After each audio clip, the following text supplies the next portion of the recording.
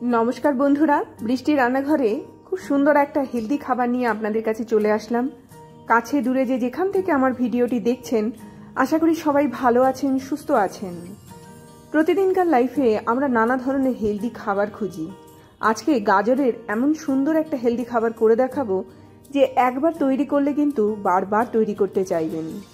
तो प्रतिदिन यदि आमरा एई धरनेर खाबारगुलोके ग्रहण करते पारी ताहले शरीरे मेद आसतेও देरी হবে, বিভিন্ন ধরনের রোগ প্রতিরোধ ক্ষমতা বেড়ে উঠবে। তো চলুন কি এমন রেসিপি আমি তৈরি করছি তার জন্য সবার প্রথমে আমি সুজি নিয়ে নিয়েছি, তার সাথে সাথে ওটস নিয়ে নিচ্ছি এবং তার সাথে সাথে জল নিচ্ছি। তো এই রকম ভাবে যতটা পরিমাণে আমি দেখাচ্ছি ঠিক ততটা পরিমাণেই কিন্তু নিতে হবে। তিনটে জিনিস এরকম ভাবে খুব ভালো করে মিক্সড করে নিচ্ছি, এরকম ভাবে মাখিয়ে নেব। মাখিয়ে নেওয়ার পরে এবার এটাকে সরিয়ে দেব। এবার একটা বড় বোল আমি নিয়ে নেব। বড় বোল নিয়ে নেওয়ার পরে তার মধ্যে আমি যেটা দেব সেটা হচ্ছে ফুলকপিকে গ্রেট করে আমি এর মধ্যে দিয়ে দিচ্ছি। ফুলকপি গ্রেট করে দিচ্ছি, তার সাথে সাথে গাজর দিচ্ছি, একটুখানি পেঁয়াজ দিচ্ছি, একটু আস্ত জিরে দেব, একটু কাসুরি মেথি দেব, একটুখানি নুন দেব। প্রত্যেকটা জিনিস শরীরের জন্য ভালো, প্রত্যেকটা জিনিস একটা আলাদা মাত্রা নিয়ে আসবে, একটা গন্ধ নিয়ে আসবে এবং এইভাবে এই জিনিসটা তৈরি করতে হবে। এবারে যেটা করব এর মধ্যে সমস্ত কিছু দিয়ে দেওয়ার পরে এটাকে খুব ভালো করে এরকম ভাবে মাখিয়ে নেব। খুব ভালো করে এটাকে মিক্সড করে নেওয়ার পরে আমি যে সুজি আর ওটস দিয়ে যে ব্যাটারটা তৈরি করে রেখেছি সেই ব্যাটারটা কিন্তু এইবারে আরও একটু পরিমাণে জল অ্যাড করতে হবে, মানে ব্যাটারটার মধ্যে।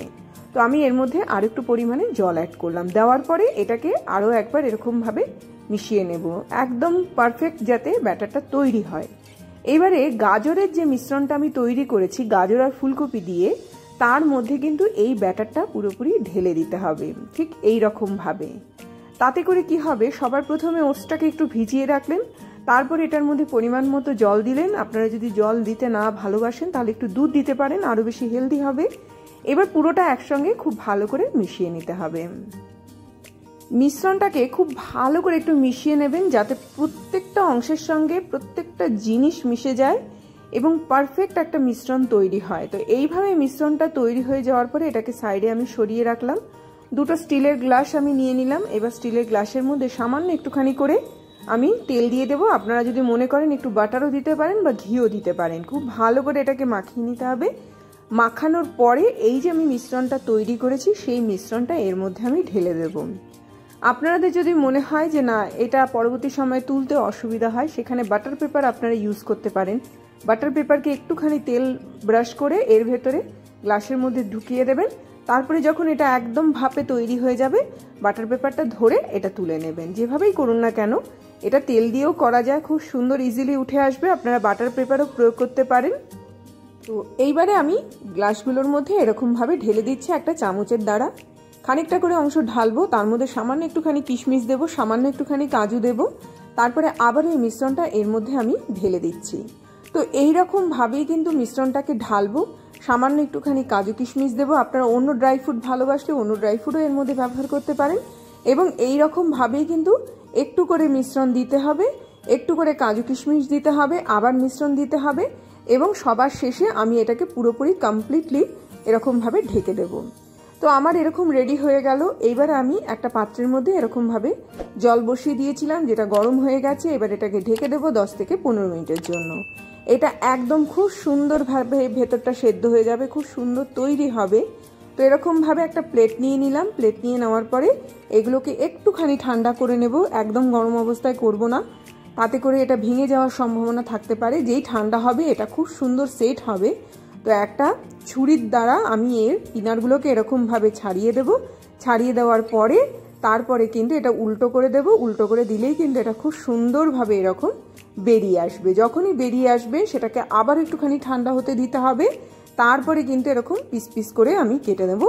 একদম এটা রেডি হয়ে গেল। আপনাদের যদি মনে হয় আপনারা এইভাবেও খেতে পারেন, আর যদি মনে হয় আরেকটুখানি এর স্বাদটা বাড়াবেন তাহলে কিন্তু এটাকে জাস্ট একটুখানি অন্যভাবে রান্না করে নিতে হবে। তো আমি এরকমভাবে পিসগুলো কেটে নিলাম একদম গোল গোল করে। তো চলুন পরবর্তী পর্যায়ে আমি এগুলো দিয়ে কি বানাচ্ছি সেটা দেখিয়ে দিচ্ছি। মানে একদিকে যেমন আপনারা একদম হেলদি চাইলে এটা খেতে পারেন, অন্যদিকে আপনারা একটুখানি টেস্টি খেতে চাইলে প্রথমে কড়ার মধ্যে 2 চা চামচ মতো তেল দিয়ে দেবেন, তার মধ্যে একটুখানি টমেটো দিয়ে দিলাম। এবার টমেটোটা দেওয়ার পরে টমেটোটাকে খুব ভালো করে একটুখানি নাড়াচাড়া করে নেব। এইরকমভাবে তেলের মধ্যে টমেটোটাকে একদম গলিয়ে নিতে হবে। এটা বেশ খুব সুন্দর একটু ঝাল ঝাল হবে। একটুখানি যদি মনে হয় সামান্য 2-4 দানা চিনি বা একটুখানি মধু দিয়ে দিতে পারেন। তো আমি এরকমভাবে প্রথমে টমেটোটাকে এরকম নাড়াচাড়া করে এটাকে একটুখানি গলিয়ে নিচ্ছি, মানে একটু নরম করে নিচ্ছি। এটা যখন একদম নরম হয়ে যাবে তার মধ্যে সামান্য একটুখানি কাঁচা লঙ্কা দিলাম যাতে এটা ঝাল হয়। এটা একটুখানি ঝাল খেতে বেশি ভালো লাগে।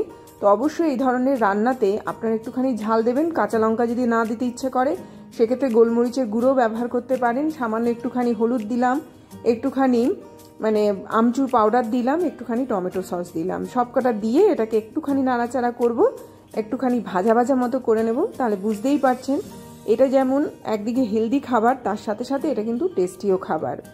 এরই মাঝখানে বলে রাখি, যদি আমার চ্যানেলটিকে আপনাদের ভালো লেগে থাকে অবশ্যই চ্যানেলটিকে সাবস্ক্রাইব করবেন। আর এই ভিডিওগুলো যদি ভালো লেগে থাকে অবশ্যই লাইক করুন, শেয়ার করুন, নোটিফিকেশন পাওয়ার জন্য বেল আইকনকে প্রেস করুন। এবার আমি কড়ার মধ্যে এগুলোকে ঢেলে দিলাম। ঢেলে দেওয়ার পরে এবারে নাড়বো। দেখুন জাস্ট কড়াটাকে দিয়ে কিন্তু এটাকে নাড়তে হবে।